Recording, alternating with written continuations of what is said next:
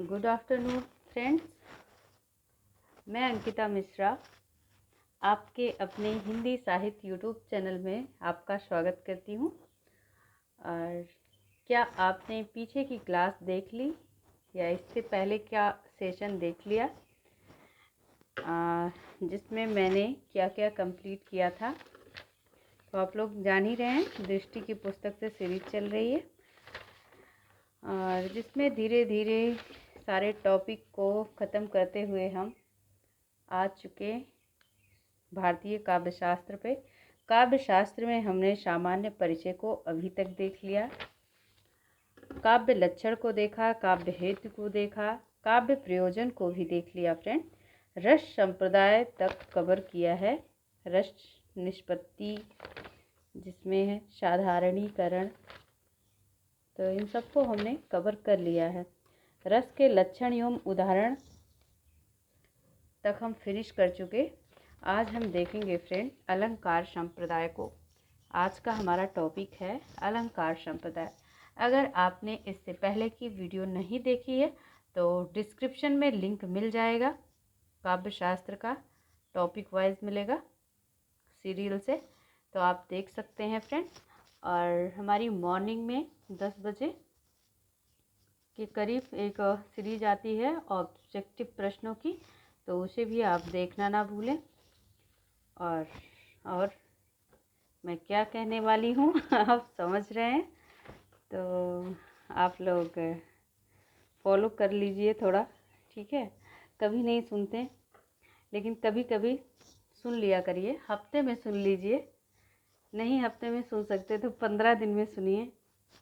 और वैसे रिक्वेस्ट है डेली का डेली आप लोग लाइक शेयर कमेंट ज़रूर कीजिए फ्रेंड। और जो आप नहीं करते हैं और हमारे जो भी मित्र हैं जिन्होंने सब्सक्राइब नहीं किया चैनल को, प्लीज़ हार्टली रिक्वेस्ट है, दिल से कह रही हूँ, आप स्वीकार कीजिए मेरा रिक्वेस्ट और चैनल को सब्सक्राइब कर लीजिए। तो चलिए आज हम देखते हैं अलंकार संप्रदाय को। थोड़ा सा हमें मोटिवेट कर दीजिए फ्रेंड, आज के सेशन में पक्का करेंगे आप, उम्मीद है आप लोगों से। तो चलिए हम देखते हैं अलंकार संप्रदाय को।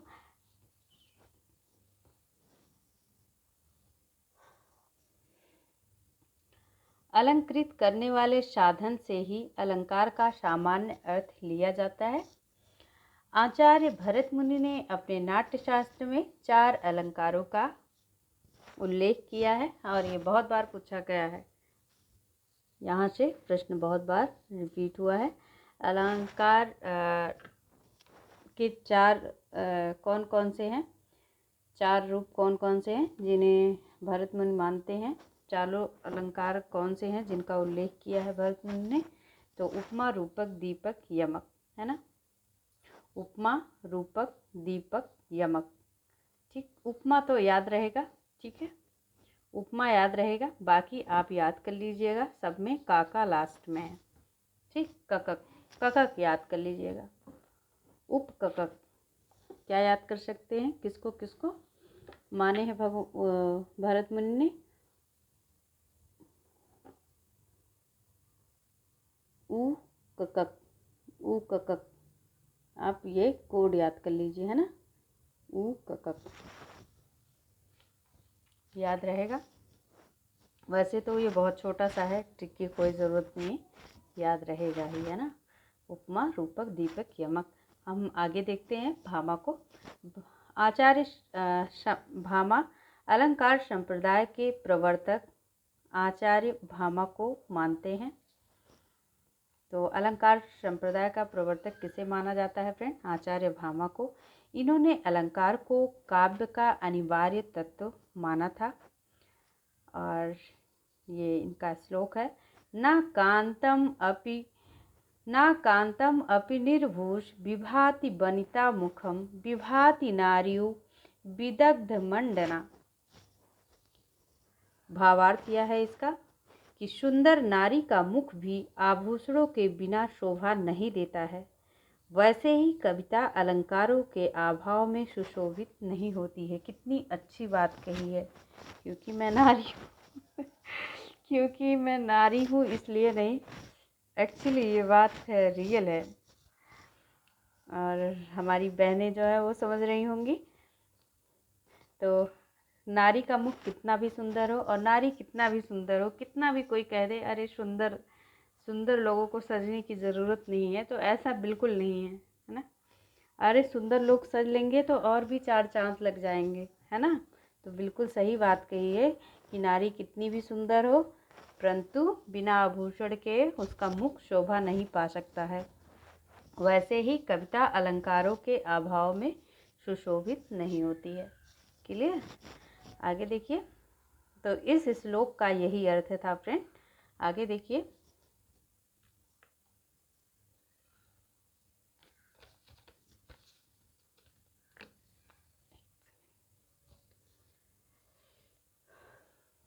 अच्छा छोटा दिखाई दे रहा है, रुकिए हम बड़ा कर। अब सही, अब सही। चलिए आगे देखते हैं।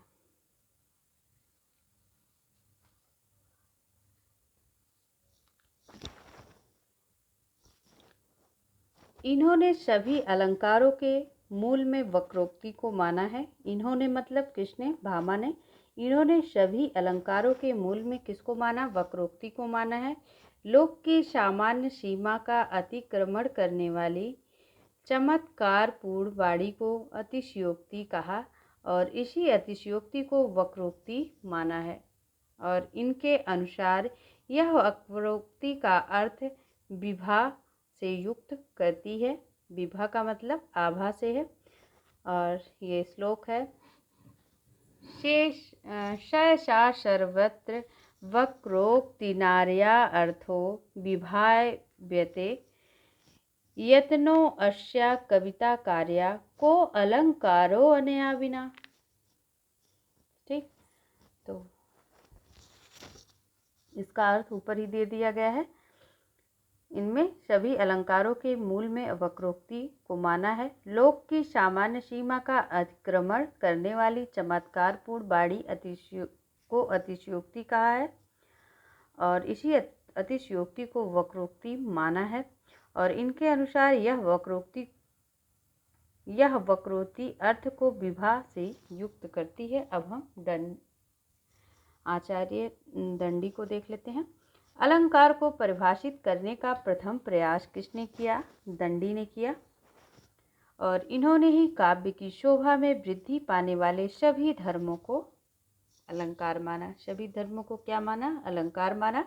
और मुख्य बातें क्या है? अलंकार को परिभाषित करने का प्रथम प्रयास किसने किया? आचार्य दंडी ने किया। आगे देखते हैं।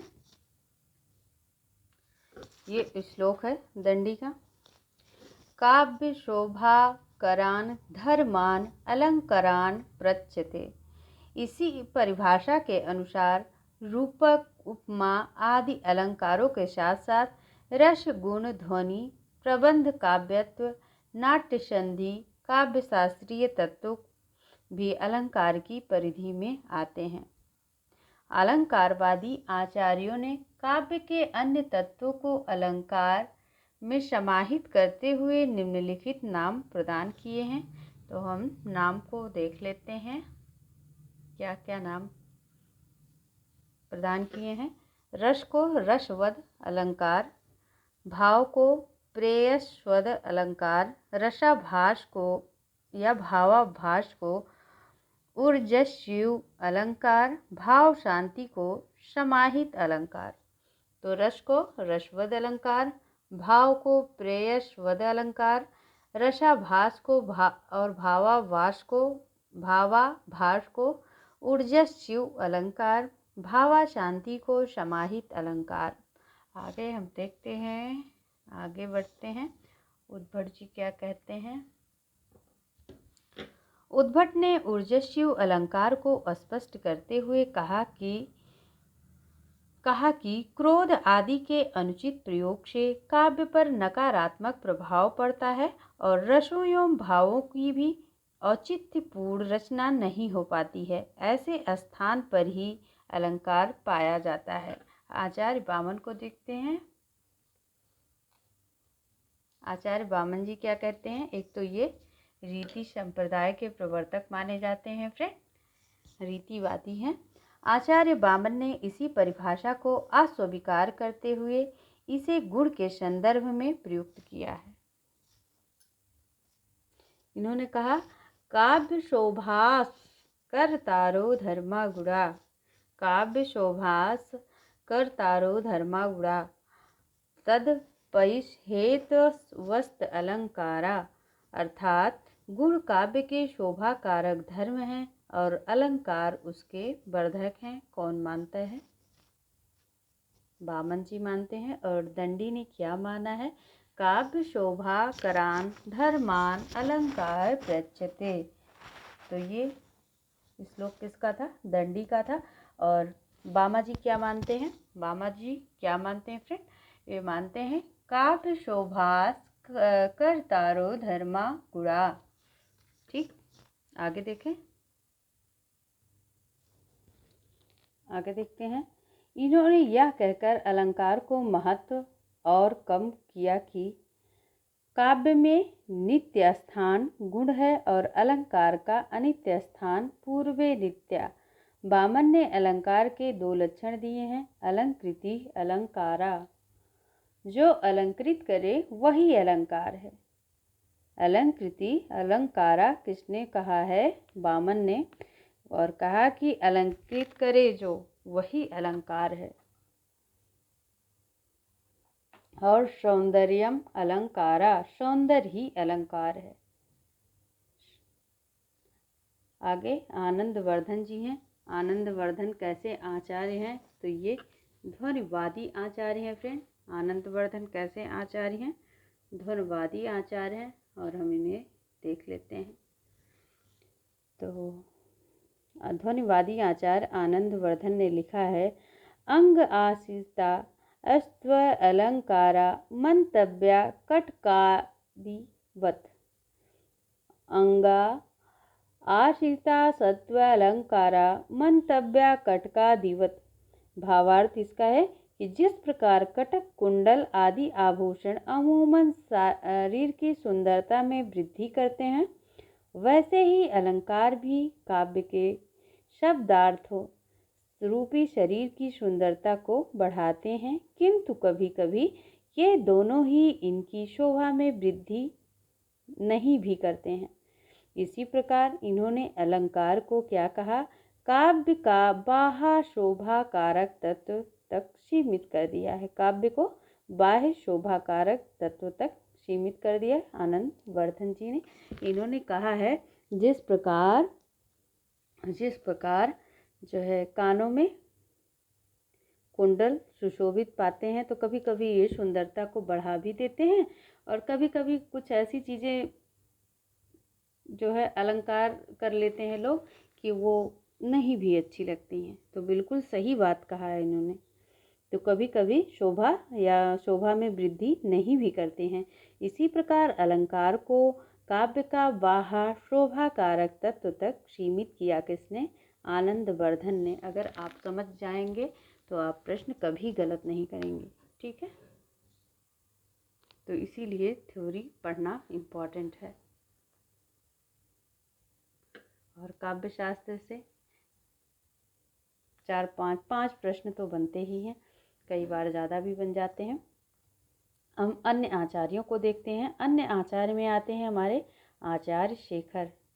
आचार्य शेखर ने अलंकार को वेद का 7वां भाग माना और अलंकार को वेदार्थ का उपरूपक घोषित किया। जबकि ये अन्य आचार्य रहे, लेकिन फिर भी अलंकार को वेद का 7वां भाग किसने माना है? आचार्य शेखर ने। अलंकार को वेदार्थ का उपरूपक किसने घोषित किया? आचार्य शेखर ने। 2 तरह से प्रश्न बन सकते हैं। आचार्य जयदेव अलंकार के महत्व पर बल देते हैं। ये कहते हैं, अशो न मन्यते कस्मादानु उष्णमनम अलंकृति। उष्णता रहित अग्नि के समान अलंकार विहीन काव्य की कल्पना नहीं की जा सकती है। ये आचार्य देव कहते हैं। और क्या कहते हैं वेद व्यास जी? अग्नि पुराण वेद व्यास के अनुसार देखते हैं। ये भी आचार्य हैं फ्रेंड। अग्नि पुराण भी क्या हैं, आचार्य हैं, और इनका नाम ही है, इनके नाम के आगे अग्नि पुराण लगता है। ठीक, कहीं कहीं यही दे देता है फिर। तो अग्नि पुराण कार वेद व्यास के अनुसार देखते हैं, अर्था अलंकार के अभाव में सरस्वती विधवा स्त्री के समान है। अर्था अलंकार के अभाव में सरस्वती विधवा स्त्री के समान है। कौन मानते हैं? वेद व्यास जी या अग्नि पुराण जी। आगे देखिए,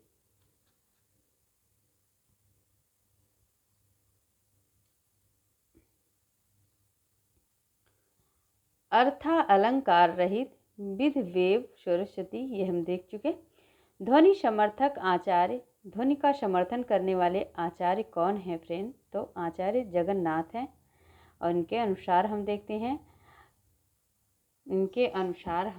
हैं काव्य या आत्मनो व्यंगस्य रमणीय प्रयोजका अलंकारा। रमणीय जहाँ पे आ जाए आप जगन्नाथ को टिक कर दीजिएगा।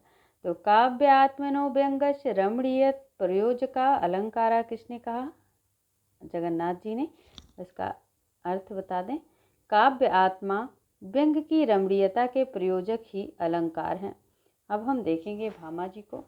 भामा जी क्या समझते हैं? दंडी, उद्भट, रुद्रत, भोज, जयदेव, अभय दीक्षित आदि अलंकारवादी आचार्य तथा आनंदवर्धन, मम्मट, विश्वनाथ, जगन्नाथ आदि अलंकार विरोधी आचार्य माने गए हैं। तो इसको आप अंडरलाइन कर लीजिए।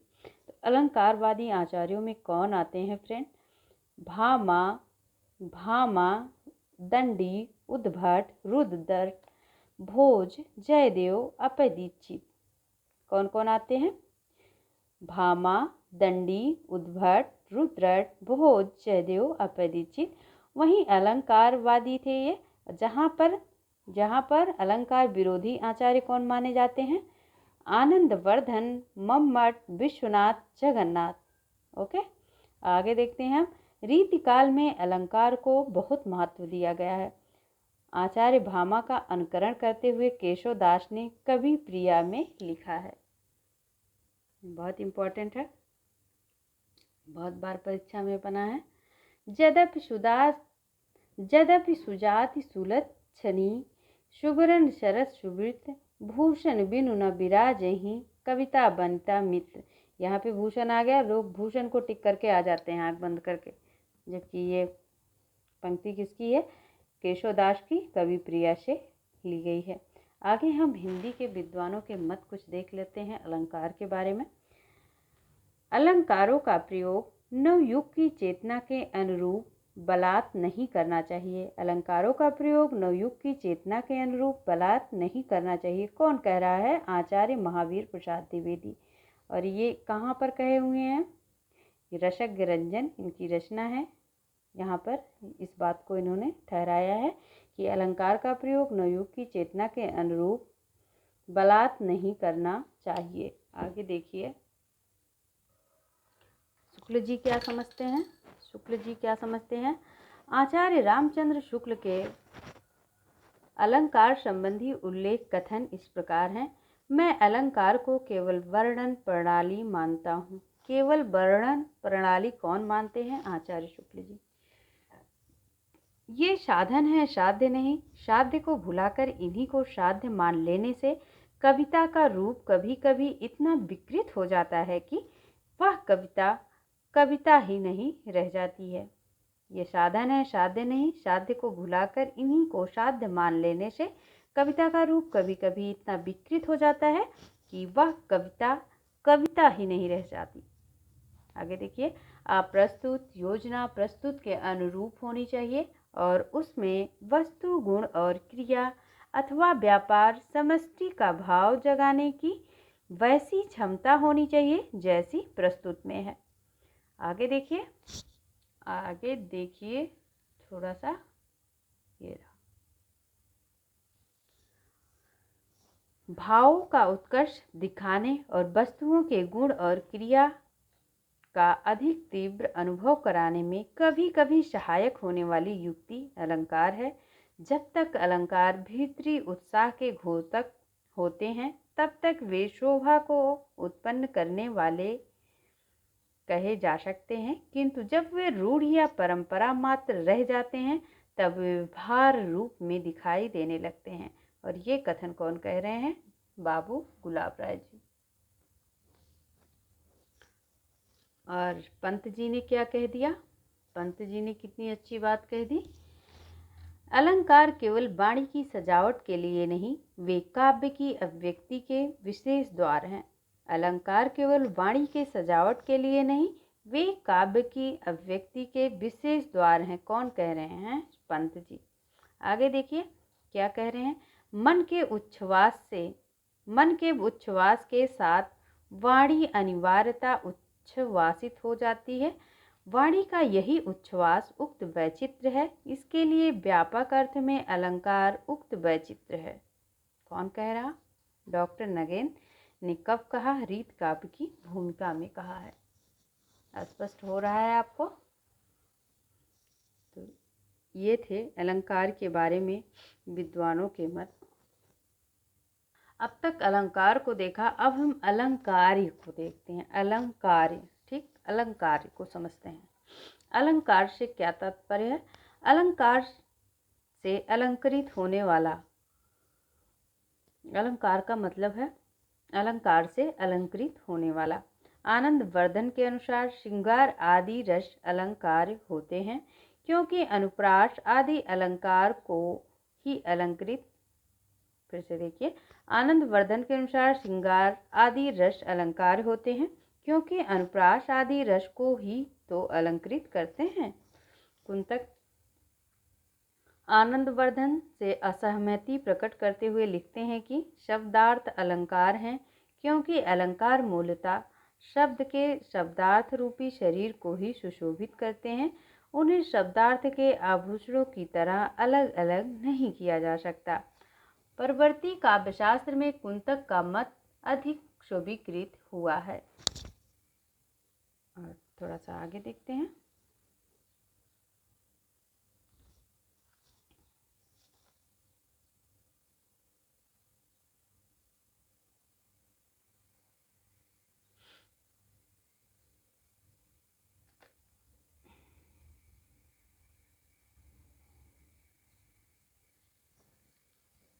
आनंद वर्धन रस अलंकार।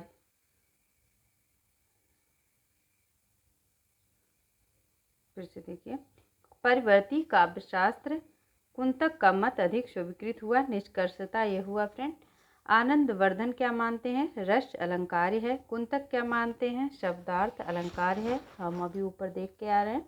अलंकारों की संख्या देख लेते हैं, किसने कौन कौन से अलंकार माने हैं। तो भरत मुनि ने अपने नाट्य शास्त्र ग्रंथ के अनुसार 4 अलंकार माने हैं। और वो 4 अलंकार कौन से थे फ्रेंड? उपककक हमने बताया था, अभी ट्रिक बताया था, उपककक बताया था। तो उपककक का मतलब क्या था फ्रेंड?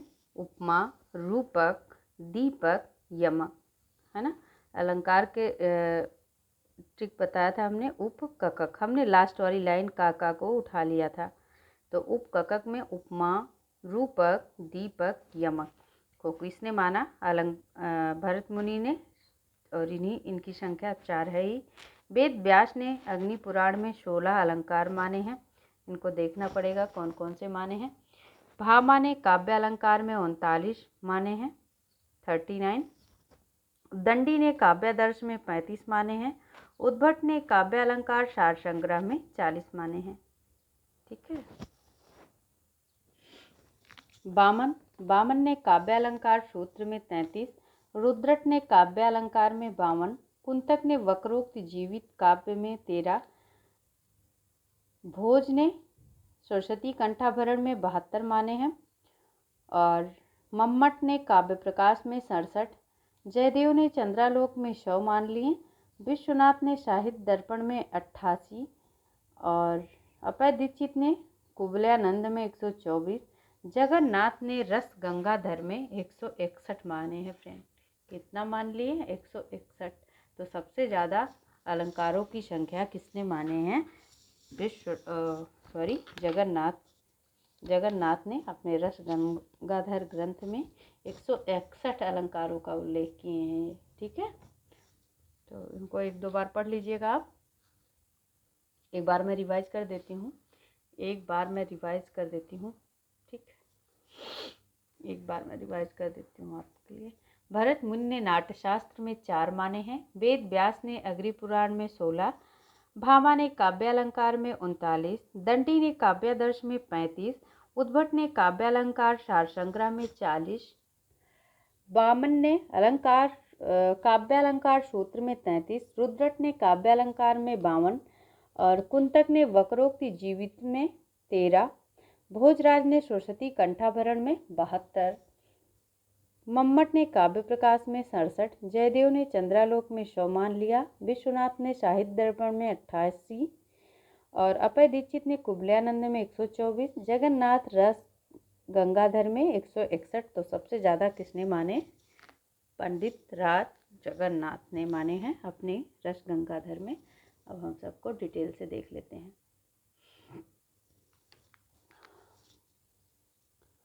उद्भट ने गुण और अलंकार में अंतर न करते हुए उपनागरिका, पुरुषा और कोमला वृत्ति का विवेचन अनुप्रास के अंतर्गत किया है। उद्भट ने गुण और अलंकार में अंतर न करते हुए उपनागरिका, पुरुषा और कोमला वृत्ति का विवेचन अनुप्रास के अंतर्गत किया है। पूछा जाता है उद्भट ने गुण अलंकार में अंतर या उपनागरिका और कोमला वृत्ति का विवेचन किसके अनुसार किया? तो अनुप्रास के अंतर्गत किया है फ्रेंड। आगे कुंतक ने निरूपण में तो 20 अलंकार का ही किया है। कुंतक ने तो 20 अलंकार का ही निरूपण किया, परंतु प्रति वस्तु उपमा, उपमेय उपमा, तुल्य योगिता, अन्वय, निर्दर्शना, परिवृत्ति और शाहोक्ति का उपमा में तथा समासोक्ति को श्लेष में शामिल कर अलंकारों की संख्या 13 बताई है। ठीक है, माना तो इन्होंने 20 ही है, माना तो निरूपण तो इन्होंने 20 का किया है। अगर निरूपण पूछे तो हम किस पे लगाएंगे? 20 और 13 दोनों आएंगे ऑप्शन में। निरूपण पूछे तो हम 20 लगाएंगे। अगर ये पूछ ले कि अगर पूछे अलंकारों की संख्या कितनी मानी है, अलंकारों की संख्या कितनी मानी है, तो 13 मानी है। अगर पूछ ले कि कितने अलंकारों का कुंतक ने निरूपण कर दिया, निरूपण कितने अलंकारों का किया, तो 20 का किया है, माना 13 को है। ठीक है, क्योंकि इन्होंने कुछ अलंकारों को कुछ में समाहित कर दिया है, मिला लिया है। ठीक है, आगे देखिए। भोज ने द्विरुक्ति अनुप्रास के उपभेद के रूप में बीपसा का उल्लेख किया है। उसका सर्वप्रथम विवेचन रीत काल में आकर भिखारीदास ने किया है। भोज ने द्विरुक्ति उपन्यास के उपभेद के रूप में जिस बीपसा का उल्लेख किया, उसका सर्वप्रथम विवेचन रीति काल में आकर किसने किया? भिखारीदास ने किया। अब हम अलंकारों के प्रकार को देखते हैं।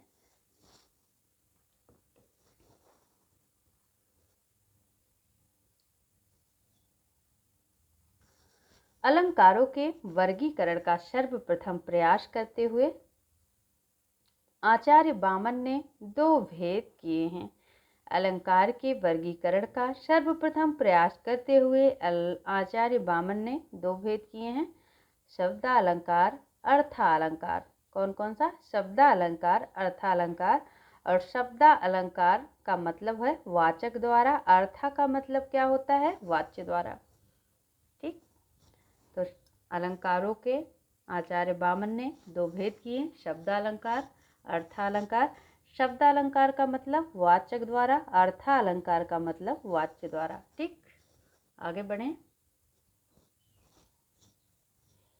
वेद व्यास और आचार्य भोज ने इसमें तीसरा भेद जोड़ दिया है।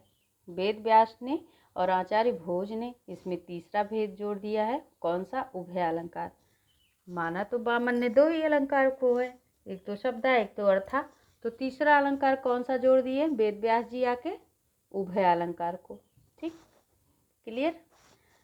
और इसी प्रकार अलंकार के 3 भेद निर्वित या नियत किए गए। ठीक, इसी प्रकार 3 भेद माने गए फ्रेंड। कौन कौन से? शब्दालंकार, अर्थालंकार, उभयालंकार। शब्दा का मतलब शब्दगत, नाम से क्लियर है इसके। अर्था का मतलब अर्थगत। उभया का मतलब शब्द और अर्थ दोनों को मिलाकर। ठीक है, उभया का मतलब दोनों मिक्स है, शब्द भी हैं अर्थ भी हैं। ओके, यानी शब्दार्थगत अलंकार। आगे देखिए, आगे देखिए। आचार्य मम्मट ने अन्वय व्यतिरेक संबंध को इसी वर्गीकरण का आधार माना है। अन्वय का अर्थ है परस्पर तालमेल। परस्पर तालमेल, जहाँ शब्द, पद और चमत्कार में परस्पर तालमेल हो वहाँ पर अन्वय होता है। काव्य में जिस पद में चमत्कार उत्पन्न हो, यदि उसके स्थान पर उसके पर्यायवाची के प्रयोग से वह चमत्कार नष्ट हो जाए तो वहाँ पे कौन सा अलंकार माना जाएगा? व्यतिरेक। व्यतिरेक का अर्थ है अंतर, अंतर कर लेना। ठीक है, व्यतिरेक का मतलब अंतर कर लेना। अन्वय का क्या मतलब हमने देखा? तालमेल बैठा लेना है। जहाँ पद और चमत्कार में परस्पर तालमेल की बजाय अंतर हो वहाँ पे व्यतिरेक होता है। जहाँ चमत्कार पैदा करने वाले पद, स्थान और उसके पर्यायवाची के प्रयोग में चमत्कार नष्ट नहीं होता है। दिखाई नहीं दे रहा? अब दिखाई दे रहा है? ओके, तो फिर से देखिए। व्यतिरेक का अर्थ है अंतर। जहाँ पद और चमत्कार में परस्पर तालमेल की बजाय अंतर हो वहाँ पे व्यतिरेक अलंकार होता है। जहाँ चमत्कार पैदा करने वाले पद के स्थान पर उसके पर्यायवाची के प्रयोग से चमत्कार नष्ट नहीं होता वहाँ अर्था अलंकार होता है। क्लियर? व्यतिरेक का मतलब जहाँ पे अंतर हो जाए, तालमेल ना बैठे वहाँ पे व्यतिरेक। और जहाँ चमत्कार पैदा करने वाले के स्थान पर उसके पर्यायवाची प्रयोग से चमत्कार नष्ट नहीं होता है, जबकि उसका हम पर्यायवाची बैठा लेते हैं तो सेम चीज़ें तो आ ही जाती है, समान अर्थ, लेकिन उसका अलंकार नष्ट नहीं होता है। मतलब